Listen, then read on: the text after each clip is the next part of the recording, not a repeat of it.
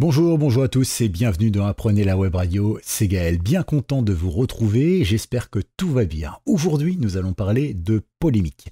Non pas la polémique genre on va créer des polémiques volontairement, mais on va polémiquer ensemble parce que forcément ce que je vais vous dire n'a pas de réponse réelle. Faut-il, oui ou non, interdire les fake news sur nos antennes radio bien sûr, mais aussi nos podcasts, par exemple aussi sur nos sites internet, si on a créé un réseau social, etc. Beaucoup se posent la question, comme notamment nos députés, nos sénateurs, le gouvernement bien sûr, chez nous en France mais aussi dans le monde entier, sur les patrons des réseaux sociaux également, eux se posent la question. Bref, tout le monde se pose la question, faut-il interdire les fake news? Certains vous diront oui, d'autres vous diront non, et d'autres vous diront ça dépend.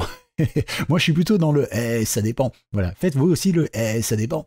On va essayer de découvrir pourquoi, tout simplement. Eh bien, je vais vous expliquer. On va commencer par la définition. Je pense que c'est bien, comme ça, on mettra tout le monde d'accord. Alors, j'ai tapé sur Internet définition fake news français, d'accord, pour avoir une définition claire sur laquelle on pourra s'appuyer tout au long de cet argumentaire. Après, je vous rappelle que je vous inviterai évidemment à venir tapoter sur votre clavier dans le respect de chacun, bien évidemment. Pas besoin d'insultes, de partir comme ça sur ces grands chevaux. C'est simplement une discussion qu'on essaye de faire, mais je pense que c'est important parce qu'un jour ou l'autre, ça va devoir être légiféré. Ça va sûrement être légiféré et le problème, c'est qu'on va nous présenter ça de telle ou de telle manière et du coup, ça risque de correspondre à un enjeu politique plus qu'un réel enjeu sociétal. Bref, en tout cas, notre définition, elle est là. Définition fake news français et on voit donc la définition de la fake news. On voit également qu'il y a tout plein de sites qui vous le proposent, bien sûr. Alors, j'en ai lu pas mal et en gros, il y a consensus. Tout le monde est à peu près d'accord pour dire la même chose. En gros, comment est-ce qu'on découvre que c'est une fake news? Eh bien, il faut que ce soit une information mensongère qui a un objectif de manipuler ou de désinformer un public. Et enfin, en troisième, de tromper et d'influencer une opinion dans un domaine particulier. D'accord? Donc, avec ces trois critères, on va essayer de définir ce qu'est une fake news ou pas. Quand on pense fake news, vous pensez forcément la même chose que moi, 5G dans le vaccin, par exemple. C'est une des plus drôles qu'on ait entendues ces dernières années. Alors, je vais dire quelque chose, si c'est vrai, mais dites-le moi, je me vaccine direct, il n'y a pas de souci, parce que moi j'en ai marre d'avoir une barre de 4G en cœur du centre-Bretagne qui bouge en plus en fonction du sapin. Je suis obligé de bouger en même temps que la branche de sapin qui va bouger ma barre de 4G. Donc dites-moi si oui ou non il y a de la 5G et si c'est vrai, je me vaccine. Ça c'est clair, je vais m'auto-payer mon propre forfait, ça va me faire du bien. En tout cas, voilà, donc c'était un peu pour l'humour, mais vous avez bien compris le truc. Des fois on se demande quel serait l'intérêt de mettre de la 5G dans le vaccin alors qu'on essaie de vous faire payer des forfaits derrière. À partir du moment où il y a de l'argent à faire, on va pas vous le donner gratuitement, ça c'est certain. Donc déjà cette fake news elle tombe à plat. Deuxième chose sur laquelle on rigole souvent, c'est tout simplement la fake news concernant la platitude de la Terre. Eh oui, parce que la Terre ne serait pas plate. Oh, on apprend des choses. Eh bien, figurez-vous que depuis le Moyen-Âge, voire même depuis l'Antiquité, les Grecs avaient déjà dit que la Terre était potentiellement ronde, avec un peu plus de certitude évidemment. Mais même si on remonte plus loin, 6000 ans en arrière, les Anunnaki, des premiers peuples à avoir maîtrisé l'écriture, avec leurs petits rouleaux d'argile, là, eh bien, ils nous ont montré tout simplement qu'eux savaient que la Terre tournait autour du Soleil, qu'elle tournait sur elle-même et qu'il y avait tant de planètes dans le système solaire et que la planète Terre était ronde aussi, optionnellement. Voilà. On s'est toujours demandé comment ils avaient su ça ou comment ils avaient imaginé ça parce que c'est un peu dans le livre de leur dieu, c'est comme ça que ça marche. Mais du coup, on se dit waouh, quelle imagination, et ils sont tombés juste, un petit peu comme Jules Verne finalement qui a imaginé le futur d'une manière assez précise. Bref, dans tous les cas, on voit que c'est plutôt cool et ça fonctionne plutôt bien d'avoir cette Terre qui est ronde. Alors moi, j'ai jamais été dans l'espace, je peux pas vous dire avec certitude si je l'ai vu de mes yeux, mais non, dans le principe, je pense que là, il y a à peu près consensus sur la planète, on n'est pas à se planter en disant que la Terre est ronde, d'accord? Donc jusqu'à là, ça marche bien. On note quand même ici, une petite info que je voulais partager avec vous, que nationalgeographic.fr, qui est un journal très très sérieux, eh bien dedans, il relate un sondage disant qu'un Français sur 10 pense que la Terre est plate en ce moment. Alors, comment ça se fait? Parce que là, on vient de rigoler un peu dessus quand même. Eh bien, il faut aussi comprendre pourquoi. Aujourd'hui, il y a tellement de défiance envers ce que nous racontent les gens qui sont considérés comme des élites par les médias et les politiques, des gens qui sont de tout crédit, à qui on peut faire confiance. Mais on voit que ces gens-là, depuis 40-50 ans, nous racontent juste ce que le gouvernement veut qu'ils nous racontent. Donc, on se retrouve un peu coincé là-dessus, c'est-à-dire que les gens aujourd'hui doutent de plus en plus de ce qui sort de la bouche d'un politicien, d'un média ou d'un médecin de plateau. D'accord? Donc, on va voir ça maintenant, justement. Tiens, qu'est-ce qu'une fake news? Une fake news, maintenant qu'on a vu la définition, maintenant qu'on a rigolé 2-3 minutes sur 2-3 exemples, eh bien, on va vérifier certaines infos et on va voir si ce sont bien des fake news, si elles remplissent tous les 3 critères qu'on a vus tout à l'heure. On va parler par exemple de la réforme des retraites, on en parle beaucoup en ce moment et c'est un sujet qui nous secoue pas mal en France, même si les autres pays ne comprennent pas trop pourquoi. Parce qu'en réalité, il y a plus qu'un enjeu de départ d'âge à la retraite, c'est qu'il y a d'autres solutions à faire, mais il y a aussi le fait que tout l'argent qui va être récupéré en plus, par exemple, ne va pas servir au financement des retraites. Ça va juste servir à financement d'autres choses. D'ailleurs, Emmanuel Macron ne s'en est absolument pas caché. Je ne suis pas là pour défendre ou pour accuser, parce que moi, la réforme des retraites, comme vous, je suis passionné et indépendant, donc de toute façon, dans les 2 cas, j'aurai pas de retraite. Mais dans le principe, on va parler de cette réforme des retraites avec une annonce d'Olivier Véran. Je l'aime bien, lui, parce que je l'appelle Monsieur Fake News. Généralement, dès qu'il ouvre la bouche, il fait une fake news. Mais c'est pas le seul. Attention, le ministre de l'Intérieur est doué aussi avec ça. C'est de la manipulation pour pas mal de choses. Mais on va pas les accuser, on va vérifier simplement. Par exemple, ici, la réforme des retraites. Et souvenez-vous, il y a quelque temps, on disait, puisque le gouvernement veut passer en force, mais que les parlementaires, eux, souhaitent avoir le temps du débat, c'est bien de demander aux Français après tout, puisque cette réforme semble assez impopulaire. 90% des actifs ne veulent pas de cette réforme et plus de 70% des gens en français ne veulent pas de cette réforme globalement. Donc là, effectivement, il y a quelque temps, Olivier Véran avait déclaré en pleine assemblée devant les parlementaires et devant LCP qui était en direct, etc., que le référendum n'était pas pensé pour poser la question d'une politique économique. Chose qui a été démentie dès le lendemain par tous les médias, évidemment. L'article 11 de la Constitution de 1958 prévoit bien la possibilité de référendum pour ce type de projet de loi, comme l'expliquent les constitutionnalistes. Article donc de 20 minutes qui n'est pas considéré comme complotiste. Nous pouvons donc maintenant reprendre notre définition et voir si Olivier Véran a fait acte de fake news ou pas sur ce cas. Première chose, une information mensongère. C'est vrai, visiblement, c'était une information mensongère, qui a pour objectif de manipuler ou de désinformer le public. C'est le cas, puisque ça passait à la fois à la télé, devant les députés et tout ça. Et enfin, de tromper ou d'influencer l'opinion du public donc dans ce domaine. Oui. Donc là, on peut le dire clairement, Olivier Véran s'est rendu coupable de fake news. Mais alors, ce qui est bien avec Olivier Véran, c'est qu'à chaque fois qu'il ouvre la bouche, comme je le disais, il suffit simplement d'attendre 2-3 jours et dans les médias, hop, on a l'inverse. Donc, c'est plutôt pratique. Alors, ça, c'est pas tout. Sachez que nous, médias, nous sommes aussi responsables parce que souvent, on diffuse un peu n'importe quoi sans trop vérifier. Vous vous souvenez peut-être tous de ce conduit de cheminée qui dépassait d'un immeuble à côté d'une centrale nucléaire en Ukraine et on disait, oui, les Russes ont tiré un missile nucléaire juste à côté d'une centrale nucléaire. Heureusement, il n'a pas explosé et tout ça. Il faut revenir un peu sur le contexte de cette histoire. À la base, c'est une information, c'est une image de propagande russe, d'accord, qui a été reprise sans vérification par l'AFP. L'AFP qui est le sacro-saint des informations pour la presse française. Quand ça vient de là, personne ne vérifie, tout le monde saute à pieds joints, voilà, parce que le problème, c'est qu'on n'a pas le temps de vérifier, et puis que les médias sont un peu feignants pour vérifier les sources, surtout quand ça vient de l'AFP, ça veut dire que ça a été validé en gros par l'État, donc forcément, on va pas cracher dessus, sur la main qui nous nourrit. Et donc, dans le principe, qu'est-ce qui s'est passé? C'est que tout le monde a diffusé ça sur des heures de grande écoute, comme France 2 notamment, très très connu pour se diffuser ce genre de news régulièrement. Eh bien, figurez-vous que après, devant la polémique qui enflait, parce que tout le monde disait, mais regardez, c'est pas un missile, tout le monde voit bien que c'est une cheminée, n'importe qui a même un jour dessiné une maison de bâton, comme ça, avec une cheminée, sait que c'est une cheminée, ça se voit, quoi. Le journaliste n'a même pas vérifié avant de diffuser, le type de l'AFP n'a pas diffusé avant de vérifier, pas vérifié avant de diffuser non plus. Donc voilà, on se dit, mais comment c'est possible, quoi? Eh bien, ils ont fait un tout petit démenti sur Twitter, seulement 15 jours après ou 10 jours après. Et je prends l'exemple de ma mère, par exemple, qui est une personne âgée. D'accord, enfin âgée plus que moi en tout cas. Et c'est vrai que cette personne, elle regarde tout simplement la télévision. Elle regarde France 2, elle regarde TF1, etc. Seulement, elle va pas sur Twitter, elle va pas sur les réseaux sociaux, comme beaucoup de gens d'ailleurs. Et du coup, elle a pas vu le démenti. Et on en reparlait il y a pas longtemps, mais elle me dit, mais si, ils avaient montré les images et tout ça. Et j'ai dû aller chercher moi-même le démenti d'un journal officiel, type Le Monde, pour lui montrer que c'était une fake news. Vous voyez un petit peu, parce que le problème de la fake news, c'est quelque chose qui se dit en 2 secondes, d'accord, et qui malheureusement va rester parce que le fait de démonter une fake news ou une information, eh bien ça prend du temps. C'est ce qu'on appelle la loi de Brandolini. Je vous laisserai chercher sur internet, je vous mettrai peut-être un lien si j'y pense dans la description, mais la loi de Brandolini, qu'est-ce qu'elle dit? Elle dit tout simplement que c'est facile. Si je dis par exemple, je vous connais pas, mais je dis ta mère a les cheveux bleus, d'accord, Et toi ou vous, vous allez tous me dire, bah non, elle n'a pas les cheveux bleus. Bah, prouve-le. En tout cas, les gens vont se souvenir que ta mère à toi, elle a les cheveux bleus. Parce que bah, je l'ai dit en premier et parce que bah, vous allez devoir emmener votre mère pour montrer qu'elle n'a pas les cheveux bleus. Vous allez montrer des photos de tout le temps pour montrer qu'elle n'a pas les cheveux bleus, qu'elle les a jamais eus, etc. etc. Vous voyez, c'est le principe. C'est-à-dire qu'aujourd'hui, on est dans une telle rapidité en fait, de l'information qu'en fait, c'est le premier qui dit qu'il a raison, même s'il a totalement tort. Si demain je dis bah, j'ai un doigt de pied qui m'a poussé dans l'oreille et que je vous le montre pas, eh bien vous allez le croire parce que bah faudrait qu'un ORL vienne m'ausculter et que quelqu'un qui soit pas d'accord paye l'ORL pour dire bah regardez non on a vérifié avec l'ORL il a jamais eu un doigt de pied qui poussait dans l'oreille, etc.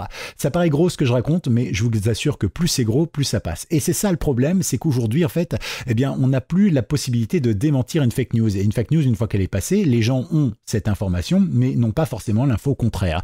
Et c'est là que ça devient problématique. On va revenir sur l'implication des médias dans la diffusion des fake news avec un petit site que j'ai trouvé, 7x7.press. Alors c'est pas un site très officiel, hein, c'est une sorte de blog entre guillemets, mais voilà, j'ai trouvé un article qui reprenait 7 fake news spectaculaires partagées par les médias. Alors pourquoi cet article-là? Bah, juste parce qu'il y en avait 7 dedans, ça donnait un petit exemple, mais vous tapez ça sur internet, vous allez trouver toutes les infos qu'il fallait, d'accord? Donc là, par exemple, on se souvient tous des Martiens qui ont attaqué la Terre, hein, la fameuse émission radio qui peut-être pour vous d'ailleurs vous a donné envie de faire de la radio avant. Sachez aussi on a parlé par exemple de charnier des 4000 morts ou tout simplement tiens des bébés massacrés par l'armée de Saddam Hussein. Saddam Hussein, moi je connais un peu le personnage, j'ai lu des bios officiels et tout ça. Il n'y avait pas besoin d'inventer ça pour aller dézinguer le personnage. Hein, voilà, il n'y avait pas besoin, je vous assure. On avait déjà tout ce qu'il faut. Alors pourquoi est-ce qu'on a été dire ce genre de choses? Bah, c'est tout simplement parce que bah, c'était la guerre du Koweït, il fallait absolument trouver une excuse pour aller leur taper sur la tête, c'est tout. C'est pas tout, on a fait aussi les armes de destruction massive en Irak. Hein, on a fait toute une campagne dessus, notamment aux États-Unis, et puis finalement, bah, ça n'existait pas. Ils ont jamais trouvé d'armes de destruction massive. Vous voyez, pareil, ça, fake news très connue, la centrale à charbon allemande, responsable de la pollution en France, etc., etc. Donc, vous voyez, il y a plein de trucs qui circulent et on ne sait jamais si c'est du vrai ou si c'est du faux. Et parfois, bah, vous ou moi, même en tant que journaliste ou animateur, en tant que média, qui ont accès parfois à plus d'informations, on n'arrive pas à démêler le vrai du faux. Donc, il faut faire très attention.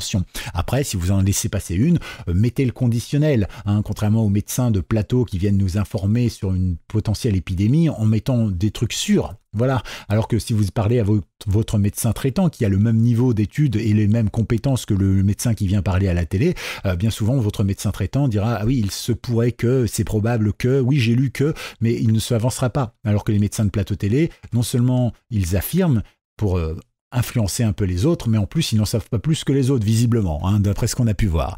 On va parler justement du coronavirus avec justement cette définition de la fake news. Qu'est-ce qu'une fake news du coup? Est-ce que c'est conscient ou pas? Je vais vous donner un exemple tout simple, mais un personnage que vous connaissez peut-être qui s'appelle Li Wenliang, j'espère que je n'écorche pas trop son nom, paix et son âme, parce qu'il nous a quittés ce personnage. C'est un des premiers médecins chinois à avoir informé, attention, il y aura une pandémie de Covid-19. Il l'a même attrapé très tôt, il en est mort très très vite. Il a témoigné ce garçon et il a lancé l'alerte. C'est ça qui a été bien, il a essayé et peut-être même sauvé des milliers et des millions de vies parce qu'il a lancé l'alerte. Le gouvernement chinois, on n'en parle pas, parce qu'à l'époque c'était pas connu, il fallait pas faire peur à la population, on n'en parle pas, fake news, et tu es un mythomane. Donc hop, ils l'ont décrédibilisé sur tout l'ensemble de sa carrière et en plus ils l'ont traité comme un chien, voilà, comme quelqu'un de complotiste qui croyait en la vie extraterrestre dans ma chaussure gauche. Ouais, pas de souci là-dessus. Et donc forcément, eh bien cette personne a été décrédibilisée. Aujourd'hui, c'est un héros parce que il a annoncé tout ça avant. Mais les médias du monde entier et le gouvernement chinois l'ont complètement muselé et l'ont catalogué comme complotiste, alors qu'à aucun moment il a été complotiste. Vous voyez? Et donc en fait, être complotiste, donner une fake news, qu'est-ce que c'est exactement? C'est là que c'est difficile. On va revenir, tiens, par exemple, à quelque chose qu'on entend souvent. Une fake news, c'est quand le consensus scientifique ou le normal établi n'est pas derrière l'information que vous donnez. Par exemple, si je vous dis, tiens, tous les humains ont les pieds bleus. Vous allez me dire non, les humains, ils ont les pieds de la couleur de la peau de chaque personne, d'accord? Tous les humains n'ont pas les pieds bleus. Eh bien, voilà, là dans cette information, vous dites, ouais, c'est un peu gros, effectivement. Mais c'est vrai que le consensus dit que on a les pieds de la couleur de peau qu'on a habituellement, d'accord? Ok, je vais pas vérifier les pieds de tout le monde, hein, ne me faites pas ce coup-là. En tout cas, eh bien, figurez-vous qu'aujourd'hui, quand on dit quelque chose, il se peut qu'on se retrouve avec une information qui soit juste, mais comme c'est pas communément admis, eh bien en fait on se retrouve avec catalogué fake news. Je vous donne un exemple tout simple qui mettra tout le monde d'accord, c'est le procès de Galilée sur le géocentrisme, le fait qu'effectivement la Terre n'est pas le centre de l'univers, mais le centre de notre système solaire par exemple c'est le Soleil, d'accord, et que la Terre tourne bien autour du Soleil. Eh bien figurez-vous que quand il s'est présenté devant ses collègues scientifiques pour expliquer ça, il s'est retrouvé face aux religieux, face aux politiques et surtout face à ses confrères scientifiques qui n'avaient pas saisi ça, et du coup il s'est fait conspuer, il s'est fait même maltraiter, il a été menacé de mort, etc. avant de se rétracter. Pas bien courageux le bonhomme, mais en même temps il avait raison. Donc vous voyez que cette personne-là, à ce moment précis, avait raison. Mais le problème, c'est pas qu'elle avait raison. Le problème, c'est bien que cette personne, elle avait donné une info qui a été catalogué comme fake news. Et donc, du coup, en fait, si on cherche pas plus loin par la suite, on se dit, de toute façon, c'est une fake news, on va pas faire de recherche dessus. Eh bien, on aurait pu passer à côté de cette information. Vous voyez un petit peu ce que je veux dire? Donc, aujourd'hui, qu'est-ce qu'une fake news? Donc, aujourd'hui, quelle est l'information qu'on doit donner, retenir, relayer? Définir une fake news, est-ce qu'elle vient du gouvernement, c'est fiable? On l'a vu que non. Est-ce qu'elle vient des médias, c'est fiable? On l'a vu que non. Est-ce qu'elle vient d'un médecin? On vous l'a bien vu pendant le Covid que non, visiblement, parce qu'il y a une différence entre le médecin et le chercheur. Le chercheur, lui, est dans l'hypothèse. Le médecin, lui, est dans le fait. C'est-à-dire que le médecin, il sait que la boîte de Doliprane, elle va soigner telle ou telle médication, enfin tel ou tel problème. Alors que le chercheur, lui, se dit, tiens, avec cette molécule, est-ce que je pourrais soigner ça? On fait des tests, on attend, et enfin on valide. Et quand ça valide, ça passe dans la médecine. Et vous remarquerez que la majorité des gens qu'on a vus sur les plateaux de télé, c'était des médecins et non pas des chercheurs. Et pourtant, qui faisait les recherches sur le Covid? C'était les chercheurs. On va passer 2 secondes sur le Covid, sans vouloir faire polémique ou quoi que ce soit, mais vous savez que moi, je lis souvent des articles en dehors du Covid ou sur le Covid, et à chaque fois, je suis estomaqué parce qu'à la fin de l'article, je me pose plus de questions qu'avant de lire l'article.